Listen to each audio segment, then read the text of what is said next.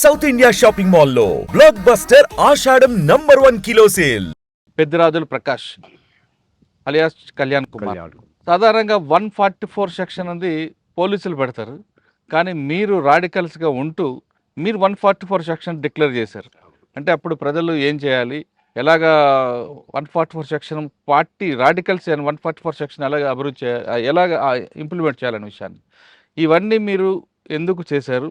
అసలు మదనపల్లిలో రాడికల్స్ని ఆ పార్టీ రాడికల్స్ని ఎలాగా డెవలప్మెంట్ చేసుకొచ్చారు, ఎందుకు మీరు పార్టీలోకి వెళ్ళారు, అప్పుడున్న పరిస్థితులు ఏంటో ఒకసారి చెప్పండి. పెత్తందారీ వ్యవస్థ విపరీతంగా ఉండింది. ఎక్కడ? మదనపల్లి ఏరియాలో. మదనపల్లి ఎక్కడ మీరు ఉండేవారు? మదనపల్లి టౌన్లోనే ఉండేవాడిని. నేను కాలేజ్ చదువుకుంటూ ఉండేవాడిని.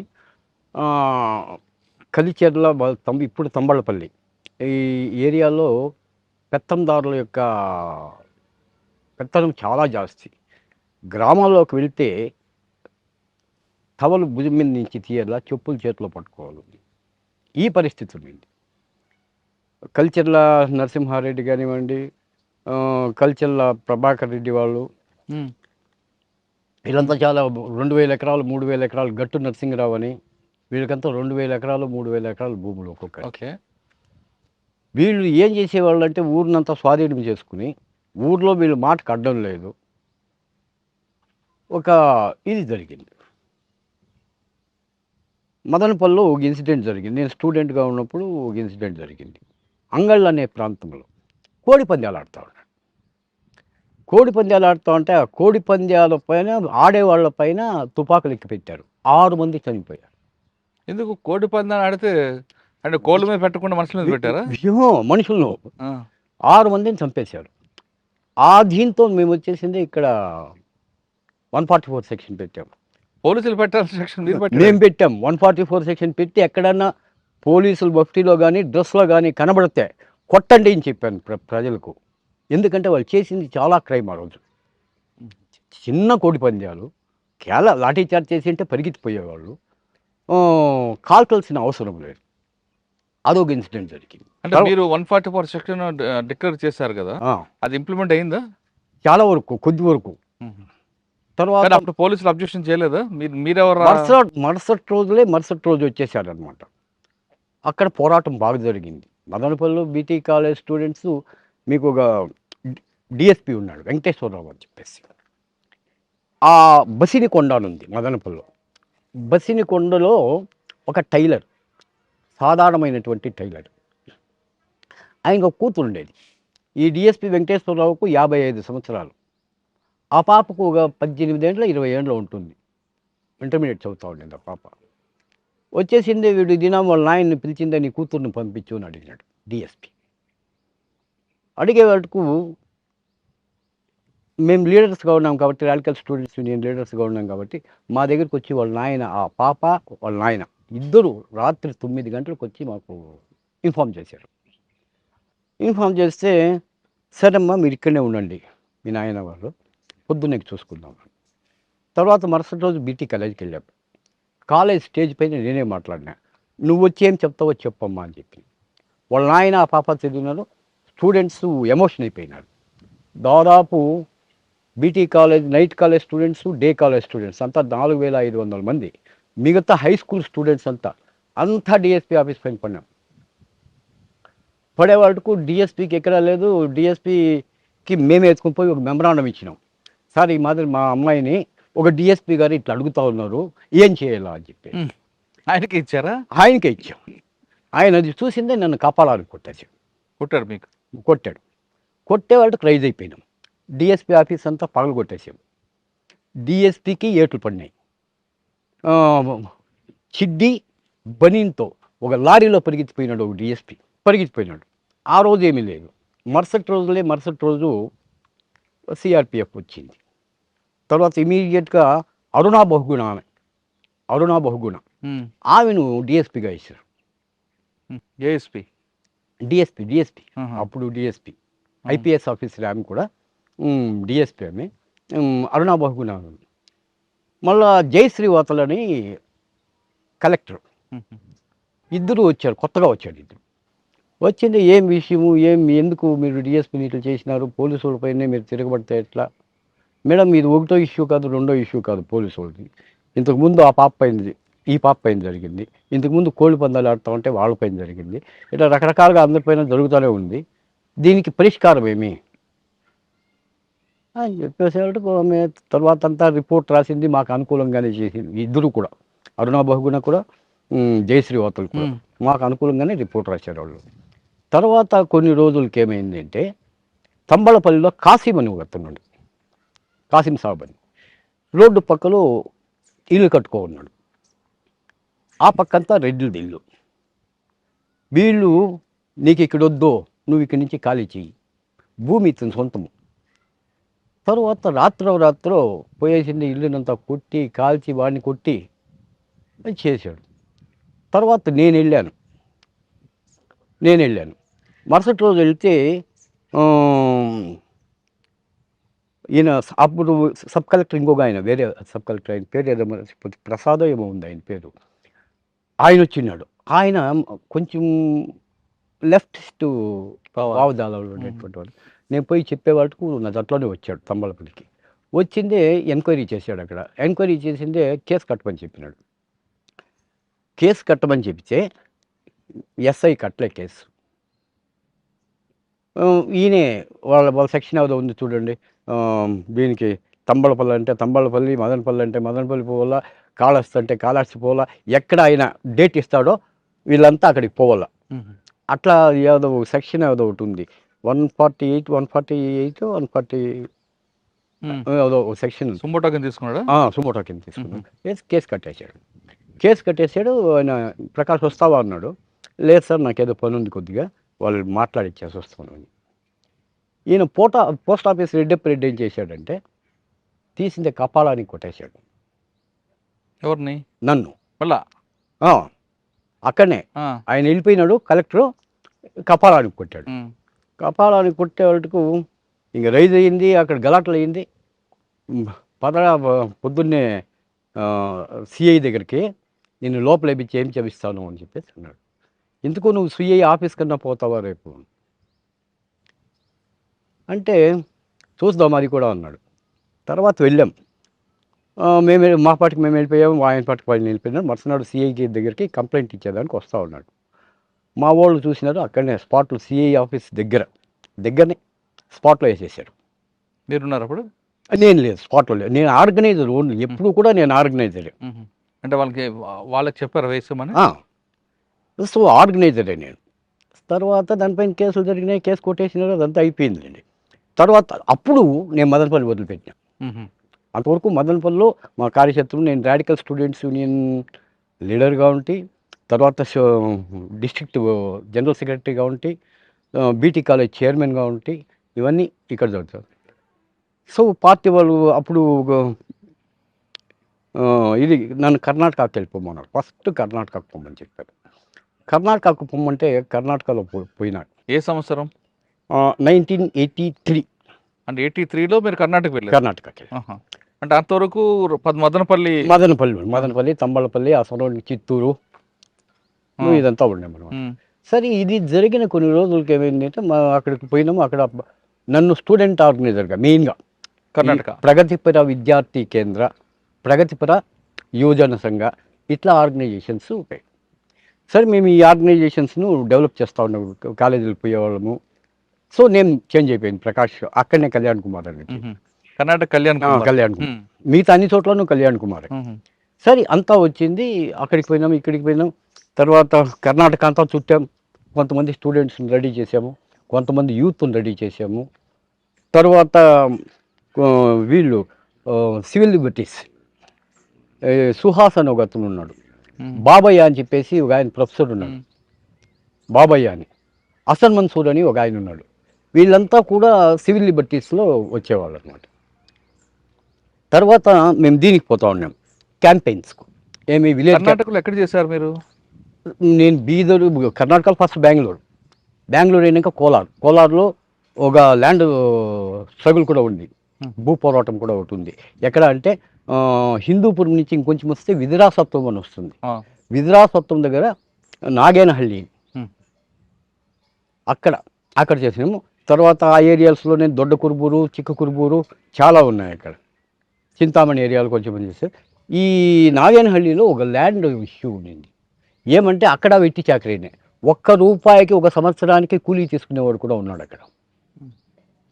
భోజనం పెడతారు, సంవత్సరానికి ₹1 ఇస్తారు, ఒక జత బట్టలు ఇస్తారు. అట్లా చాకరీ చేసేవాళ్ళు ఉన్నారు.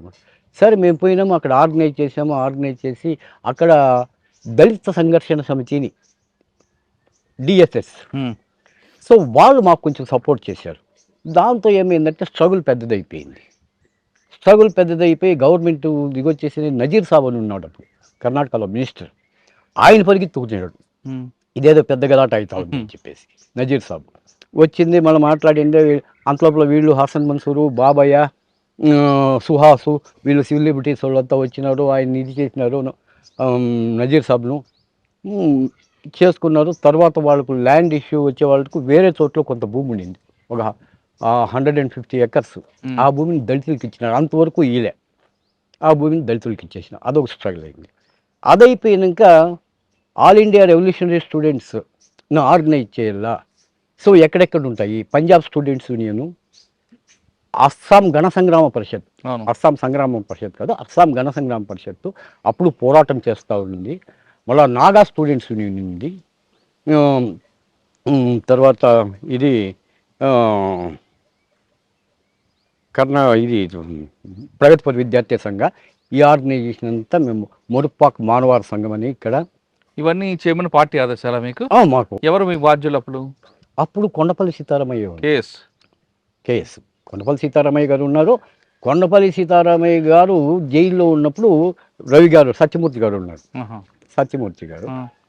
సత్యమూర్తి ఆధ్వర్యంలోనూ పనిచేసినాము, కొండపల్లి సీతారామయ్య గారి ఆధ్వర్యంలోనూ పనిచేసాము. కానీ మీకు వేరే స్టేట్లో ఆర్గనైజ్ చేయమని చెప్పింది కేఎస్ గారా?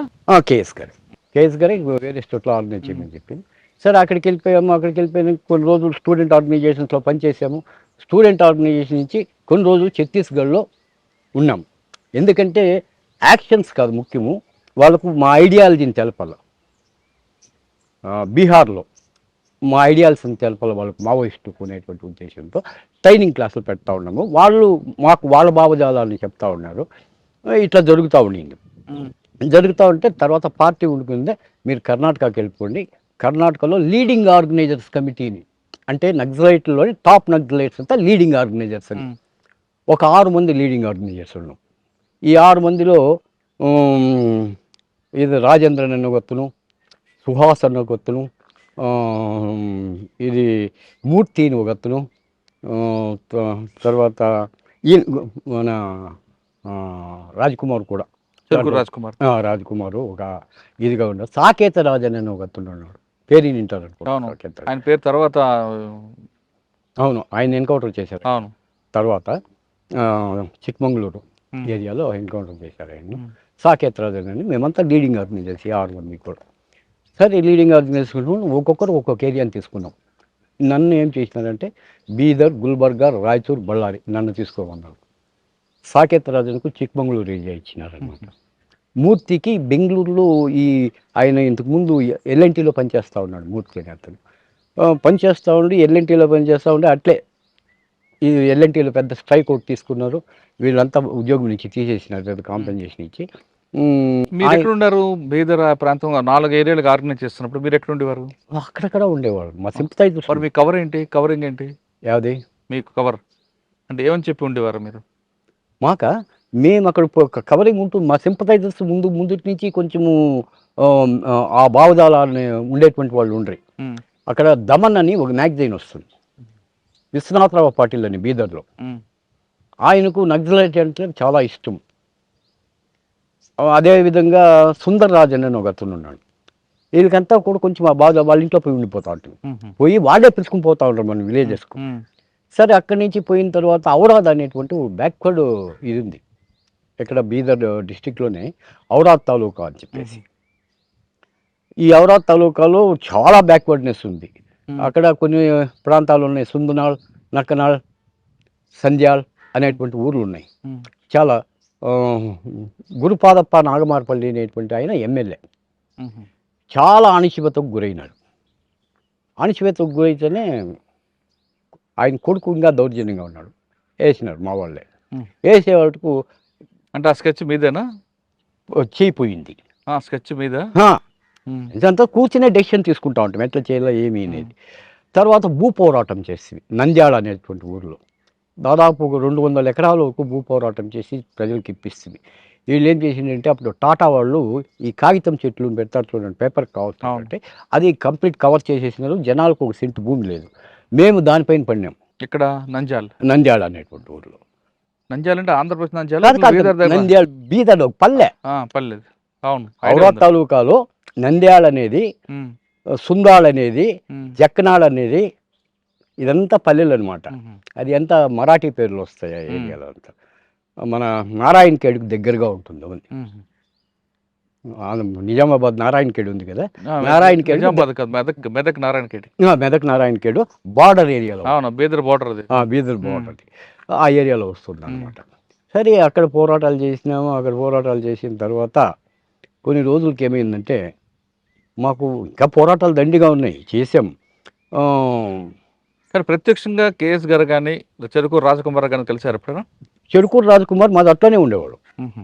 చెరుకూరు రాజకుమారు, వీరమణి, నేను, రాజేంద్రన్, ఇతను మూర్తి. మూర్తి అంటే సత్యమూర్తి గారా? వేరే కాదు, వేరే మూర్తి, కర్ణాటకలో ఉన్నాడు. అచ్చా. మేమంతా ఒక చోట్ల ఉండేవాళ్ళం. అట్లా పోయేవాళ్ళము, ఇచ్చేసే ఫ్యాక్టరీల దగ్గరికి పోయేవాళ్ళము.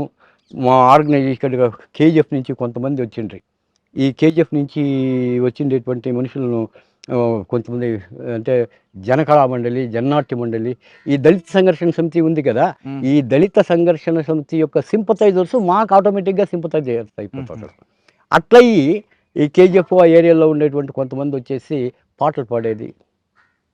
పిచ్చెల్లి శ్రీనివాస్ అని ఇంకొకతను అందరూ పాటలు పాడడము, గద్దర్ని పిలిపివ్వడము, గద్దర్ ద్వారా కొంచెము ఇది చేపించడము. ఇట్లా ఊరూరులో మేము మాత్రం బహిరంగంగా పోతూ ఉండే. మిగతా ఆర్గనైజ్ చేసేది మాత్రం మేమే చేస్తూ ఉంటాం, ఆర్గనైజ్ చేస్తూ ఉంటామే. వాళ్ళు పోతూ ఉండరు, వాళ్ళంతా ప్రోగ్రామ్స్ ఇస్తూ ఉండరు, ఇది చేస్తూ ఉండరు. సరే వాళ్ళు వస్తూ ఉండరు. ఈ ప్రాసెస్లో ఏమైంది, నేను కర్ణాటకలో ఇది బీదర్లో ఉన్నప్పుడు, బీదరు, రాయచూరు, గుల్బర్గా, సత్యమూర్తికిను ఈయనకు కొండపల్లి సీతారామయ్యకి ఇద్దరికి 3 ప్రపంచాల సిద్ధాంతం పైన గలాటాలు. ఏ సంవత్సరం అది? 1987, 88. వాళ్ళిద్దరి మధ్య విభేదాలు వచ్చాయి. సో విభేదాలు వచ్చినప్పుడు సత్యమూర్తి ఒకరిద్దరిని పిలుచుకుని వచ్చినాడు, కేఎస్ గారు కూడా ఒకరిద్దరిని పిలుచుకుని వచ్చినాడు. మేము అడిగింది ఏమంటే, మేము అత్యంత విలువైనటువంటిది మా ప్రాణం, ఈ ప్రాణాన్ని కూడా సాక్రిఫైస్ చేసి ఇక్కడికి వస్తే సిద్ధాంత రాద్ధాంతాల్లో మమ్మల్ని మీరు బలిస్తారా? చాలా స్పష్టంగా అడిగిన నేనే ఆ క్వశ్చన్ రైజ్ చేసింది. మీ సిద్ధాంత రాద్ధాంతాల్లో 3 ప్రపంచాల యుద్ధం అన్నా జరిగింది, 3 ప్రపంచాల సిద్ధాంతం అన్నా ఉండి, 2 ప్రపంచాల సిద్ధాంతం అన్నా ఉండి. ఎందుకంటే ఇద్దరు విభేదాలు ఆ సిద్ధాంతాల పరంగా. ఆ సిద్ధాంత పరంగా ఇప్పుడు 3 ప్రపంచాల సిద్ధాంతం అంటే first world countries, second world countries and third world countries. First world countries అంటే imperialist countries, Russia, America. Second world అంటే ఇది అది బ్రిటను, ఫ్రాన్సు, జర్మనీ, జపాన్, ఇవన్నీ కూడా second world countries. Third world మనం ఇండియా, పాకిస్తాన్, బంగ్లాదేశ్ ఇంకా ఉన్నాయి కదా, ఇవన్నీ కూడా థర్డ్ వరల్డ్ కంట్రీస్. ఈ థర్డ్ వరల్డ్ కంట్రీస్ ఏం చేయాలంటే first world countries, second world కంట్రీస్ని చూసుకోవాలా, ఫస్ట్ వరల్డ్ కంట్రీస్ పైన యుద్ధం చేయాలి. అంటే ఏమి, అమెరికా వాడి కంపెనీలు, అమెరికా కొలాబరేషన్ కంపెనీస్ను బ్యాన్ చేయాలా, డిస్ట్రాయ్ చేయాలా, దానిపైన పోరాటాలు చేయాలా, ఆ ఫ్యాక్టరీలో ఉద్యమాలు లేవనెత్తల్లా. సో ఈ సిద్ధాంతం పైన వాళ్ళకి ఇద్దరికి గందరగోళం వచ్చింది. అంటే సత్యమూర్తి గారు సమర్థించారా, వ్యతిరేకించారా? సత్యమూర్తి గారే ఆ సిద్ధాంతాన్ని ప్రవేశపెట్టింది. కొండపల్లి గారు అయ్యలేదన్నాడు. అట్లా కాకూడదు అని చెప్పేసి, అట్లా కాకూడదు, అట్లా కాదు, ఈ సిద్ధాంతాన్ని ప్రవేశపెట్టింది సత్యమూర్తి గారు. కొండపల్లి సీతారామయ్య గారు 3 ప్రపంచాల సిద్ధాంతం అనేది ఇట్లుండదు, 3 ప్రపంచాల సిద్ధాంతం మన కాన్సెప్ట్ వేరే, ఈ కాన్సెప్ట్ వేరే అనే రకంగా వాళ్ళు చూశారు. ఆ విభేదాల నుంచి ఇద్దరి మధ్యన విభేదాలు వచ్చాయి. సత్యమూర్తి గారు సపరేట్ పోయినారు, కొండపల్లి సీతారామయ్య గారు సపరేట్ పోయినారు. అక్కడ నాయకత్వం విషయం ఏంటంటే, కొండపల్లి సీతారామయ్య గారు రెడ్డి, సత్యమూర్తి గారు వచ్చేసి ఎస్సీ. సో వీళ్ళిద్దరికి మీకు కులం ఉంది, దీంట్లో కులం పెట్టినారు అనేటువంటిది పెద్ద టాక్ ఉండింది. అప్పుడు పార్టీలో అప్పటికి కుల విభేదాలు కొద్దిగా ఉండింది, చాలా ఎక్కువ లేదు, కానీ లీడర్షిప్ కోసం కుల విభేదాలు ఉండింది. అసలు కులంకి వ్యతిరేకంగా పుట్టిన పార్టీ అవును, కులానికి నువ్వు సమాజంలో ఉన్నప్పుడు అన్ని అవలక్షణాలు వస్తాయి. ఏ అవలక్షణము కూడా ఏ పార్టీకి తప్పే లేదు. కానీ ఇక్కడ వచ్చినటువంటిది ఇక్కడ ఒక విప్లవ పార్టీ అనుకుంటేమి, విప్లవ సిద్ధాంతాలు అనుకున్నాం మనం పోతా ఉన్నాము, ఎంతోమంది చనిపోతూ ఉన్నారు మనోళ్ళు. మన ఇది ఆ సిద్ధాంతాన్ని సరిచేసుకుని ముందుకు పోవాలనా, ఆ సిద్ధాంతాన్ని సరిచేసుకుని ముందుకు పోవాలనా, లేకపోతే ఆ సిద్ధాంతాన్ని ఇంకొంచెం వికోపానికి తీసుకుని రావాలి. రెండోది ఏమైందంటే పార్టీలో మిలిటెన్సీ జాస్తి అయిపోయింది. గణపతి వచ్చే వాళ్ళకు విభేదాలు జాస్తి అయిపోయింది, మిలిటెన్సీ జాస్తి. సిద్ధాంతం పక్కలో పెట్టేస్తారు, ఒక ఊర్లో పోతారు, ఒక చోట్లోనే కాన్సన్ట్రేషన్ చేస్తారు, వాళ్ళు ఎస్సీలు రెచ్చగొడతారు, మిగతా వాళ్ళు ఊరంతా అగైనిస్ట్ అవుతుంది. ఎందుకంటే ఇది అంచెలంచెలుగా ఉండేటువంటి కుల వ్యవస్థ కదా ఇది, నిచ్చెనమెట్లు.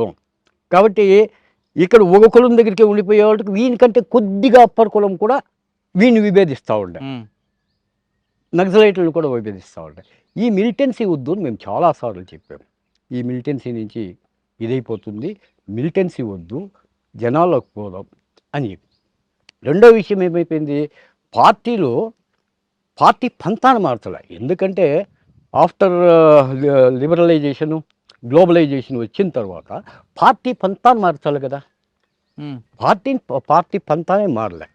ఎందుకంటే అంతకుముందు బీదరికం ఉండింది, కావాల్సినంత బీదరికం ఉంది, ఆహార ధాన్యాలు కొరత ఉండింది, అమెరికా వాడు బిచ్చం పెడితే మనం తీసుకుంటా ఉన్నాం, అది పరిస్థితి మనకు.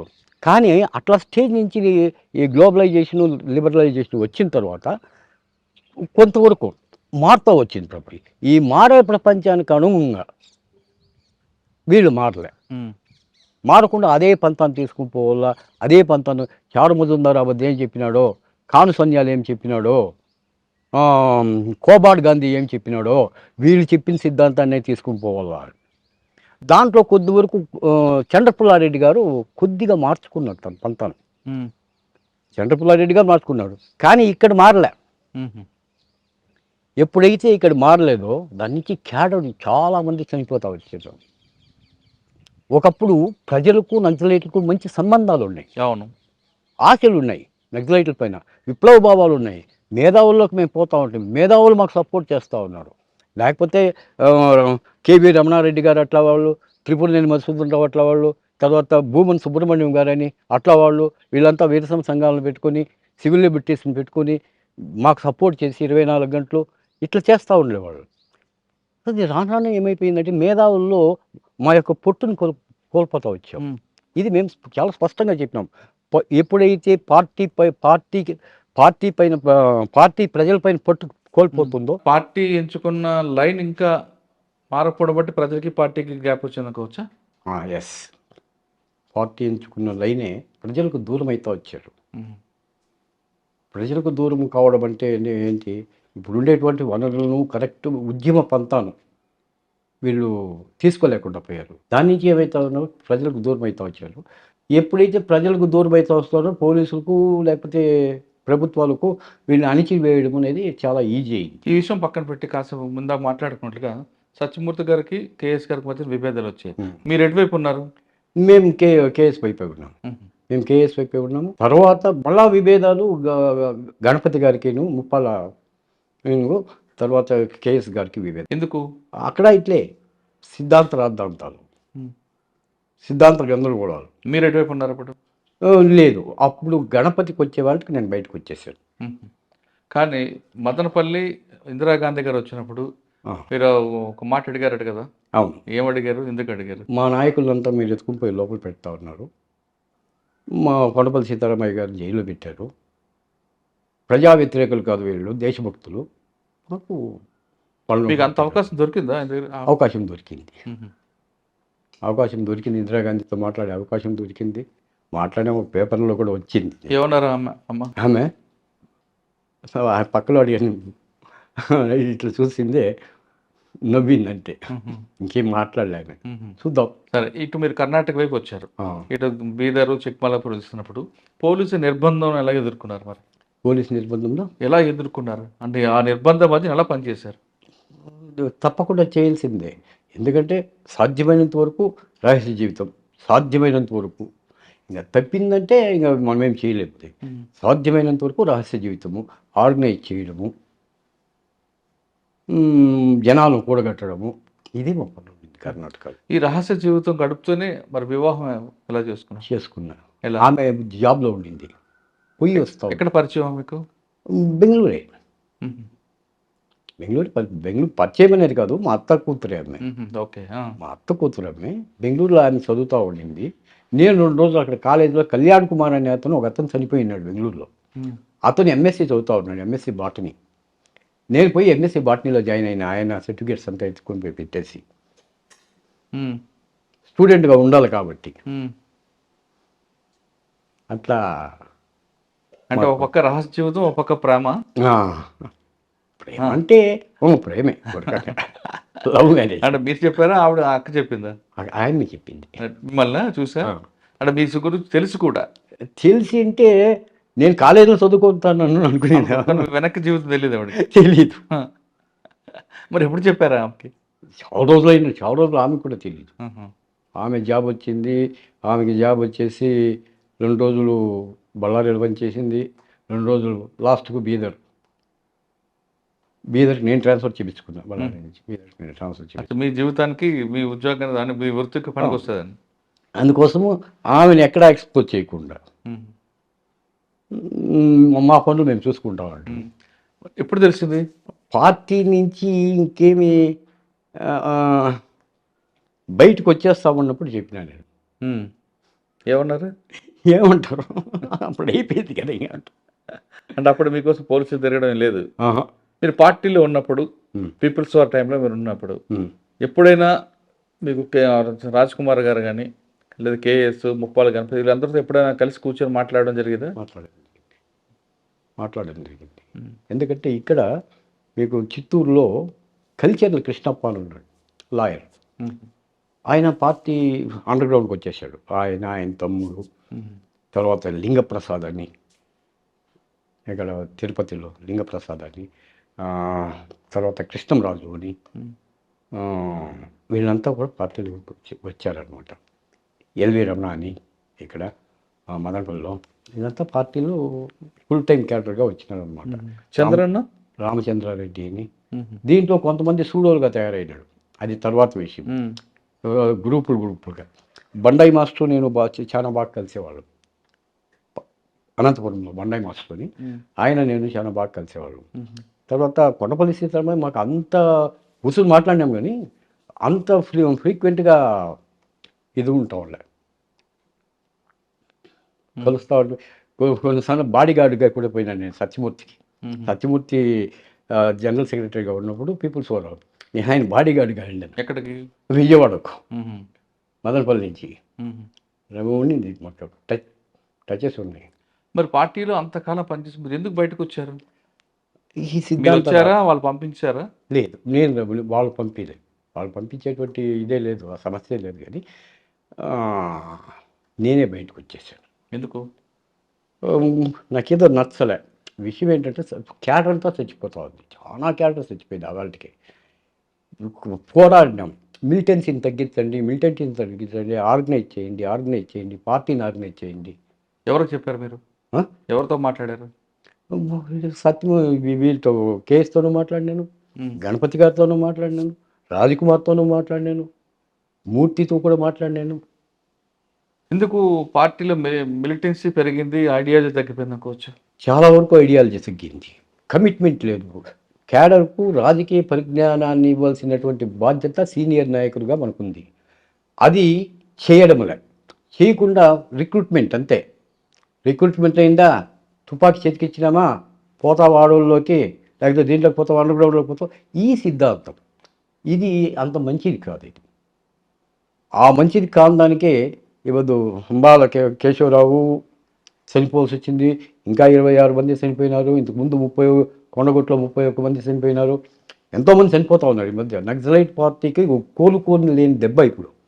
ఇది డెవలప్ అయింది అక్కడ, ఇది ఈ వద్దు డెవలప్ అయింది కాదు, డెవలప్ అయింది అక్కడ. 94 నుంచి ఇది డెవలప్ అయింది. డెవలప్ అయ్యి లాస్ట్కు అస్తిత్వానికే ప్రమాదం ఏర్పడింది. అంటే మిలిటెన్సీ పెరిగితే మంచిదంటారా, తగ్గితే మంచిదంటారా? తగ్గితే మంచిది. ఎందుకు? మిలిటెన్సీ తగ్గల్లా ఆర్గనైజ్ పీపుల్ను ఆర్గనైజ్ చేసుకోవాలా, థియటికల్గా పెంచాలా, వాళ్ళను చైతన్యవంతం చేయాలా. So naxalite are not heroes, the peoples are heroes. We educate them. నేను చెప్పేది ఏంటంటే నక్సలైట్స్ హీరోలు కాదు, ప్రజలు హీరోలు. నువ్వు వాళ్ళని ఎడ్యుకేట్ చేస్తే వాళ్ళే హీరోలుగా తిరగబడతారు. నీకు విప్లవం కావాలన్నా, ఉద్యమం కావాలా, ఇంకోటి కావాలా, ఇంకోటి. ఈ వద్దు ఉద్యమాన్ని నిర్మాణం చేసేటువంటి పరిస్థితే లేదు. ఎక్కడా కూడా ఉద్యమాన్ని ఒకప్పుడు నక్సలైట్లు అని చెప్పుకుని ఎవరిని అడిగినా, వరంగల్లో కానీ అక్కడ కానీ ఎవరిని అడిగినా కూడా నక్సలైట్స్ అంటే ఏమీ చెప్తా ఉన్నాడు. ఈరోజు వెనక ముందు చూస్తారు నక్సలైట్స్ అని చెప్పాలంటే. అంటే ప్రజలకి రాజకీయ చైతన్యం కల్పించడం మన బాధ్యత అంటారు. అది మర్చాం మనం. అది మర్చిన దానికి ఈ ప్రాబ్లం. ప్రజల్లో పోలేకుండా పోతా ఉన్నాడు చాలా చోట్ల. ప్రజలకు నక్సలైట్లకు చాలా గ్యాప్ పెరిగేసింది, చాలా విపరీతమైన గ్యాప్.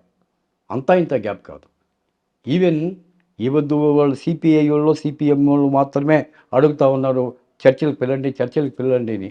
ఏదో కొంతమంది మేధావుల ద్వారా పోదామని.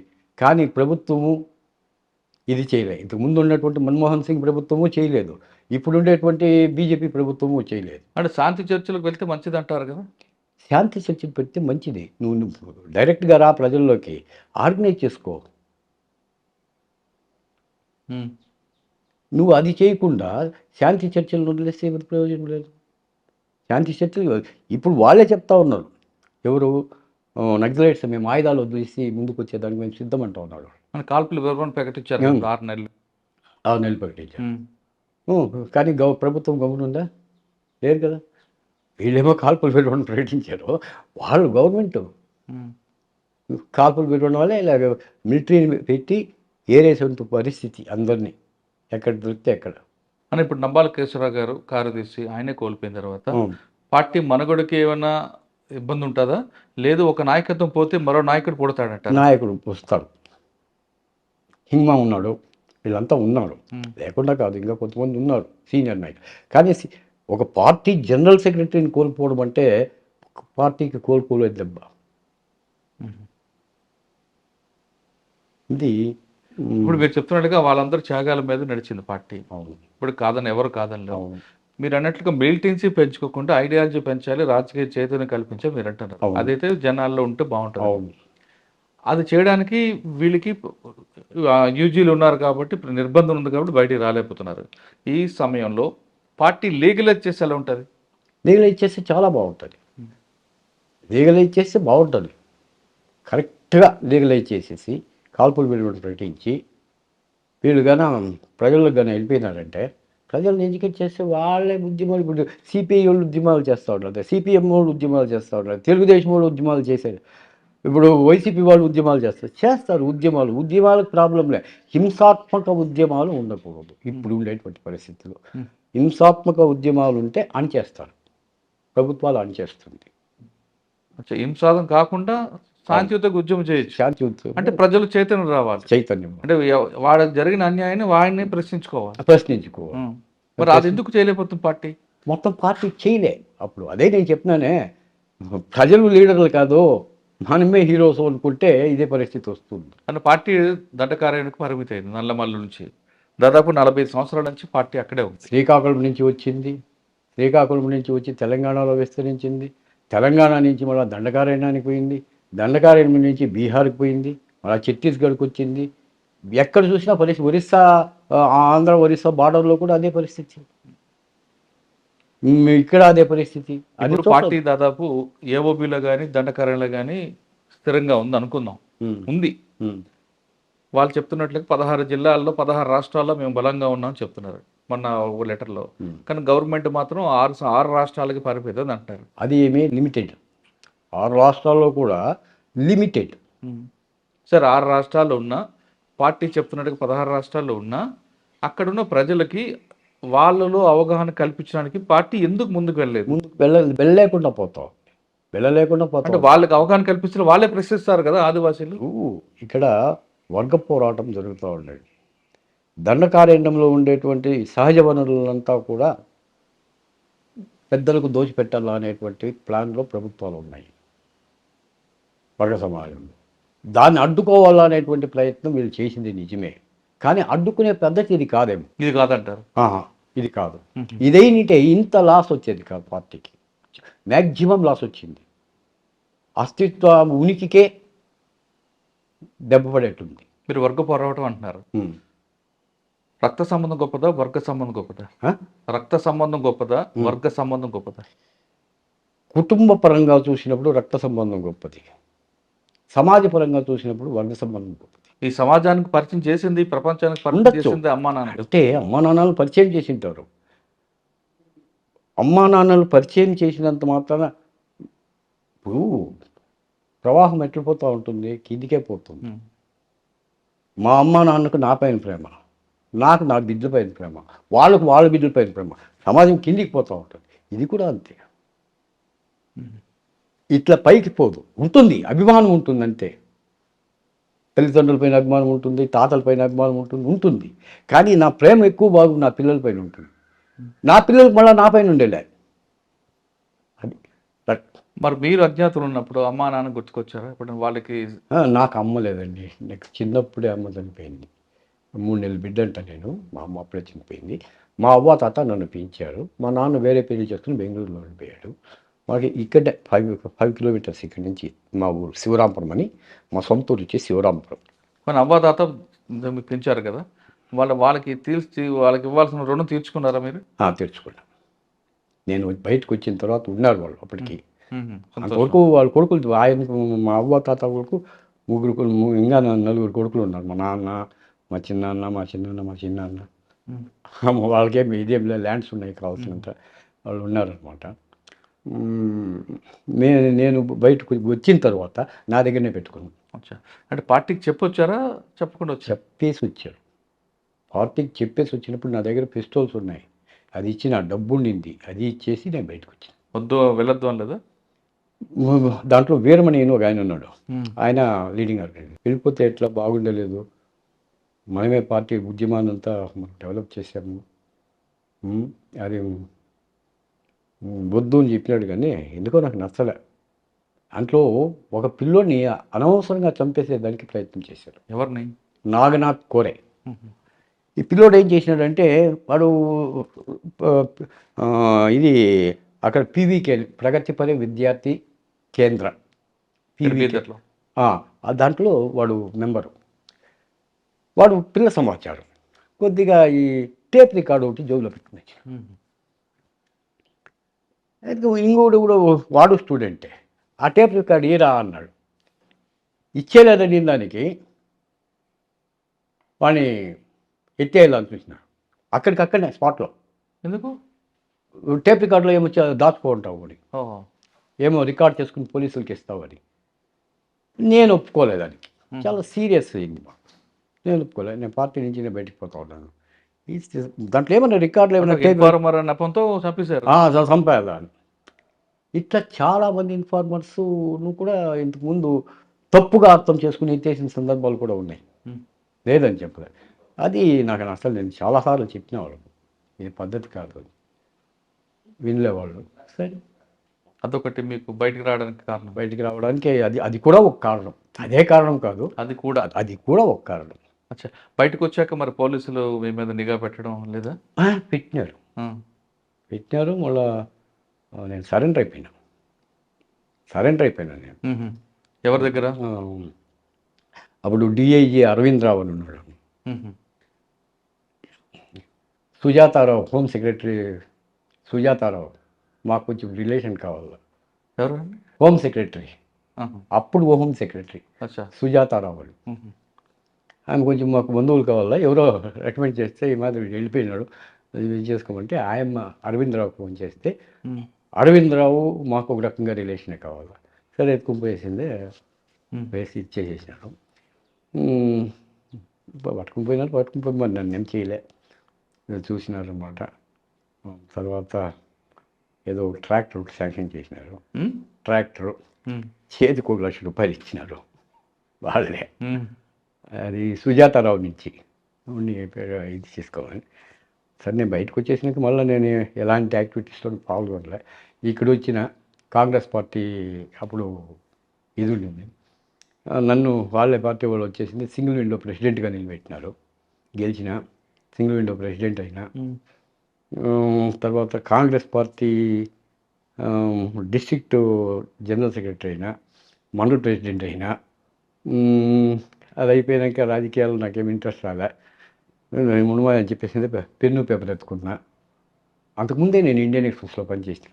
ఇండియన్ ఎక్స్‌ప్రెస్‌లో పనిచేస్తా ఉన్నాను. ఇండియన్ ఎక్స్‌ప్రెస్‌లో పనిచేసి మళ్ళీ ఆంధ్రప్రభలో కూడా పనిచేస్తా ఉన్నాను. కన్నడ ప్రభలో కూడా పనిచేస్తా ఉన్నాను కర్ణాటకలో. అది ఒక 14 ఏండ్లు. రాజకీయం 14 ఏండ్లు, అది 14 ఏండ్లు. తర్వాత నక్సలైట్లలో 14 ఏండ్లు. 42 ఏండ్ల జీవితం అట్లా అయిపోయింది. ఇప్పుడు ప్రశాంతంగా ఉన్నా. మీరు రాజకీయ పార్టీలో ఉన్నారు, అటు ఆ ప్రజల పార్టీలో ఉన్నారు. ఏ పార్టీ అంటే మీకు బాగా ఇష్టం? సైద్ధాంతిక పరంగా కరెంట్ స్టెప్ వేస్తే వాళ్ళంటే ఇష్టమే, నాకు ఇప్పటికీ ఇష్టమే. దాంట్లో ఏం డౌట్ ఏం లేదు. ఎందుకంటే వీళ్ళ పంతా వేరే, వీళ్ళ వ్యవహారాలు వేరే. ఇక్కడ ఉండేటువంటి మామూలు బూర్జువా పార్టీలు అంటాం మేము. ఈ బూర్జువా పార్టీల యొక్క వ్యవహారం వేరే, అది విప్లవ పార్టీలు. విప్లవ పార్టీలకు విప్లవ ఐడియాలజీ ఉంటుంది. విప్లవం అంటే సమాజాన్ని మార్చడమే కదా. తుపాకులు వేసుకుని పోయి కాల్చడం విప్లవం కాదు, సమాజాన్ని మార్చడం విప్లవం. కానీ వాళ్ళు సాయుధ పోరాటం ద్వారా మనం సాయుధ పోరాటం ఇప్పుడు కమ్యూనిస్టులు చెప్తా ఉన్నారు, సిపిఐ చెప్తుంది, సిపిఎం విప్లవం అనేది కావాలా, గ్రాడ్యువల్గా డెవలప్ కావాలా. అది సాయుధ పోరాటం ద్వారా భారతదేశం ఎందుకు చేద్దాం అంటుంటారు కదా. అది అయ్యలేదు, అది ఇప్పుడు సాధ్యం కాదు. ఎందుకంటే ప్రభుత్వము ఇంతకు ముందున్నట్లు లేదు. టెక్నాలజీ డెవలప్ అయింది, వెపన్స్ డెవలప్ అయినాయి, ప్రతి ఒక్కటి డెవలప్ అయిపోయింది. ఈవెన్ వాళ్ళ ఇది కూడా ఏమంటాం మనము, పంతా కూడా మారింది. పంతా కూడా మారి గ్రామాల వరకు వస్తున్నారు, డెవలప్మెంట్ జరుగుతూ ఉంది.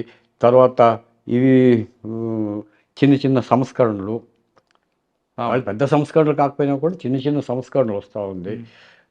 వీళ్ళకి ఏదో అంతో ఇంతో ప్రజలకు ముట్టుతూ ఉంది. ఇవన్నీ కూడా ఉన్నాయి ఇప్పుడు ప్రభుత్వం దగ్గర. అందుకోసం ప్రజల్లో కూడా ప్రభుత్వం పైన పెద్ద వ్యతిరేకత లేదు. పార్టీ పరంగా వ్యతిరేకత, తెలుగుదేశం వాడు కాంగ్రెస్ను వ్యతిరేకించేది, కాంగ్రెస్ వాడు తెలుగుదేశాన్ని వ్యతిరేకించేది, ఇది సమస్య కాదు. సమస్య ప్రజల్లో వీటిపైన వ్యతిరేకత పెద్దగా లేదు ప్రభుత్వాలపైన. అసలు భారతదేశంలో విప్లవం వచ్చే అవకాశం ఉందంటారు? ఇప్పుడు రాదు. విప్లవ పంతా మారాల, విప్లవం యొక్క రూపం మారాల. రూపం మారితే వస్తుంది. అంటే ఒకటి ఇక్కడ అంతరం ఏముందో అంటే గ్యాప్ బిట్వీన్ పీపుల్స్ అండ్ వీళ్ళకి విపరీతంగా పడిపోయింది. ఒక అంబానీ ఆస్తి, అంబానీకి ఒక రోజు ఇన్కము మన జీవితం అంతా గడిపినా కూడా రాదు. ఒక గంట ఇన్కమ్, ఒక రోజు ఇన్కమ్, ఒక గంట ఇన్కము మన జీవితం అంతా కష్టపడుతూ అంత గ్యాప్ పెరిగిపోయింది. ఆ గ్యాప్ ఒక వీళ్ళే చెప్తారు, గ్యాప్ పెరిగే కొద్దీ ప్రజల్లో వ్యతిరేక భావనలు అనేది కలుగుతాయి, ప్రజలు తిరగబడతారు. ఇది తిరగబడినారు కూడా చాలా చోట్ల. ఆ తిరుగుబాట్లు అనేది వస్తాయి, వేరే రకంగా రావచ్చు. రూపం మార్చుకోవాలా, ఉద్యమం యొక్క రూపం మారాలా, పంతా మారాలా, ఐడియాలజీ మారాలా, మారితే విప్లవం వస్తుంది. అండ్ ఇటువంటి అన్ని డెవలప్మెంట్ అవుతుంది పార్టీ కూడా. అంటే ప్రభుత్వం మారుతుంది, సంవత్సరాలు మారుతున్నాయి, అన్ని సంస్కరణలు వస్తున్నాయి. కాబట్టి పార్టీ కూడా ప్రజలకు అనుగుణంగా మారడానికి ఎందుకు అవకాశం తీసుకోవద్దు? ఎప్పుడో కాలం చెందిన సిద్ధాంతం పట్టుకుని వెళ్తుంది. అది వచ్చిండేది పంతా మారాలి. మార్క్సే 100% కరెక్ట్ అని కాదు, మార్క్స్ 100% కరెక్ట్ కాదు, లెనిను 100% కరెక్ట్ కాదు, ఆ తర్వాత వచ్చినటువంటి స్టాలిను అంత కరెక్ట్ కాదు, స్టాలిన్ తర్వాత వచ్చినటువంటి మావో పంతాను అంత కరెక్ట్ కాదు. ప్రపంచం విమర్శిస్తూ ఉంది. ఇవన్నీ కూడా ఉన్నాయి, దాంట్లో వాస్తవాలు ఉన్నాయి. ఆ వాస్తవాలు ఉన్నంత మాత్రాన అదే కరెక్ట్ అనుకుంటే ఎట్లా? మారుతా, కాలానుగుణంగా మారాలి. కాలానుగుణంగా ఎందుకు మారడం లేదండి? అదే మారడం లేదు, మారేదానికి ఇష్టపడడం లేదు. ఎందుకు? పిడివాదం అదింది, ఆ పిడివాదం పోవాల. ఇప్పుడు పార్టీ లీగలైజ్ చేసి వచ్చే నష్టం ఏంటో అంటే 1977లో కొండపల్లి సీతారామయ్య కూడా ఇదే విధంగా లీగలైజ్ చేశారు కూడా, దానికి అప్పుడు విభేదం వచ్చింది కదా. అవును, అంటే ఒకటి వీళ్ళు లీగల్గా చేయొచ్చు, లీగలైజ్ చేయొచ్చు పార్టీని. వీళ్ళు భయం ఏంటంటే, మేము బయటకు వచ్చినామంటే ఏదైనా ఉద్యమం చేస్తే ఈ బూర్జువాళ్ళు పెట్టి బతకరు, చంపేస్తారు, ఈ యొక్క వనరులన్నీ దోచేస్తారు, ఛత్తీస్గఢ్లో ఉండే వనరులన్నీ దోచేస్తారు, మేము దానికి తిరుగుబాటు చేయాలా, తిరుగుబాటు చేస్తే మమ్మల్ని చంపేస్తారు. ఇది వాళ్ళ పంత. నేను 2-3 ఫ్రెండ్స్ని కూడా అడిగిన, సింపథైజర్స్ను, ఏమి ఇట్లుంది కదా పరిస్థితి, హాయిగా ఏమి చేయాలి దీనికి అంటే, వాళ్ళు ఏం చెప్పినారంటే, ఇవంతా అయ్యలేదు, వీళ్ళు పంతా మారడం లేదు, ఇంకా పంతా మార్చుకోవాలి వీళ్ళు. పంతా మారితే ఉద్యమం సాధ్యమవుతుంది, విప్లవం అనేది కూడా సాధ్యం. విప్లవం అంటే ఏమి, రెవల్యూషన్ అంటే ఏమి, గ్రేట్ లీప్. అవును, సమస్యన్నిటి కాకుండా ఒకేసారి ఎగిరి దుమ్ముకోవడం. అది తుపాకుతోనే రావాలని ఏం లేదు కదా, లేదు, ఐడియాలజీలో కూడా రావచ్చు కదా. రావచ్చు, ఐడియాలజీగా ప్రజల్లో కూడా చైతన్యం తేవచ్చు, చైతన్యం తేవచ్చు కదా. అవును. ఇది చేయడం లేదు. కానీ అది మర్చిపోయారు, అది కేవలం సాయుధ పోరాటానికి పరిమితమయ్యారు. ఆయుధ తుపాకీ గొట్టం ద్వారా రాజ్యాధికారాన్ని సాధిస్తామనుకోవడం అబద్ధం ఇప్పుడుండేటువంటి పరిస్థితి. కానీ పార్టీ నమ్మేది దీర్ఘకాల పోరాటం ద్వారా వస్తుంది కాబట్టి ఎప్పటికైనా మనం అలా దీర్ఘకాల పోరాటం ద్వారానే వస్తుంది. అది హింసాత్మక పోరాటమా, అహింసాత్మకమైన పోరాటం? ఒకప్పుడు పంతా ఉండింది, ఎందుకంటే పరిస్థితి అట్లుండింది, అందుకోసం తుపాకీ పట్టాల్సి వచ్చింది. ఇప్పుడు తుపాకీ పట్టాల్సిన అవసరం లేదు. ఇప్పుడు డైరెక్ట్గా ప్రజల్లో చైతన్యం తీసుకుని రావచ్చు. ప్రజలు కూడా ఎడ్యుకేటెడ్, అప్పుడంతే అన్ఎడ్యుకేటెడ్ జాస్తి ఉన్నారు, వాళ్ళకి ఐడియాలజీ లేదు, వాళ్ళ కోసం పోరాటం చేయాల్సినటువంటి పరిస్థితి వస్తూ ఉండే. కానీ ఇప్పుడు ఇట్లా కాదు కదా, ప్రజలు ఎడ్యుకేట్ అయినారు, చాలా వరకు ఎడ్యుకేట్ అయినారు. కానీ పార్టీ ఫినిక్స్ పక్షి లాంటిది అని అంటారు. ఫినిక్స్ పక్షి లాంటిది, మళ్ళీ మళ్ళీ పుడుతుంది అని కష్టం. నాకు ఆఖరిగా చెప్పండి, నంబాల కేశవ్ గారు చనిపోయిన తర్వాత మీకున్న అనుభవం ప్రకారం పార్టీ మరొకసారి ముందుకు రావడానికి ఎంతకాలం పట్టొచ్చు? దాదాపు 1 సంవత్సరం, 1.5 సంవత్సరం. సెకండ్ క్లాస్ ఇది సెకండ్ స్టెప్ లీడర్షిప్ ఉంటుంది, లేదని నేను చెప్పలే. కానీ ఆ స్టెప్ అంత బిర్యానీ తీసుకునేదానికి, ఇప్పుడు గణపతి రాజీనామా చేసేదానికి 1.5 సంవత్సరం పట్టింది. చేసి నంబాల కేశవరావును తీసుకుని వచ్చింది, ఆయన రిజైన్ చేసాడు. ఇప్పుడు నంబాల కేశవరావు చనిపోయిన తర్వాత అది మళ్ళా ఇది కావాలంటే పార్టీ క్యాడర్ మినిమం 1 సంవత్సరం పడుతుంది.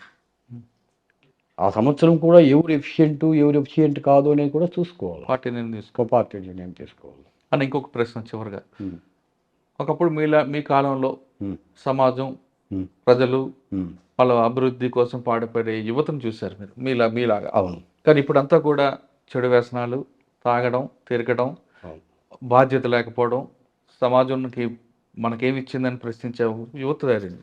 అటువంటి వాళ్ళకి మీరు ఇచ్చే మెసేజ్ ఏంటి? అంటే అలా విధంగా వెళ్ళమంటారా, లేదు మనకు సమాజం మనకేమి ఇచ్చింది కాకుండా మనం సమాజంకి ఏమి ఇద్దాం, మన బాధ్యత ఏంటి చేసుకుందాం అని చెప్తారా? ఇది నీకు దేశం ఏమి ఇచ్చింది అనేది కాదు, నువ్వు దేశానికి ఏమి ఇచ్చావు, సమాజానికి ఏమి ఇచ్చావు. సమాజంలో మన యొక్క పని మనం చేసుకుపోవాలి, మన పని మనం చేసుకుని పోతే సమాజం నీకు కావాల్సింది ఇస్తుంది. కాకపోతే కొన్ని అవకతవకలు ఉంటాయి, లేదని నేను చెప్పను, అంతా పర్ఫెక్ట్గా ఎక్కడా ఉండదు, అవకతవకలు ఉంటాయి. కానీ మనకిచ్చినటువంటి పని మనం సిన్సియర్గా, ఇప్పుడు ఒక ఎంఆర్ఓ ఉద్యోగం ఇచ్చింటాడు, నువ్వు లక్షల లంచాలు తెస్తే అది సమాజానికి ఉపయోగం కాదు కదా. ఒక బీఆర్ఓ ఉంటాడు, పెద్ద బిల్డింగ్లు కట్టాడు ఈ ఊరిలో,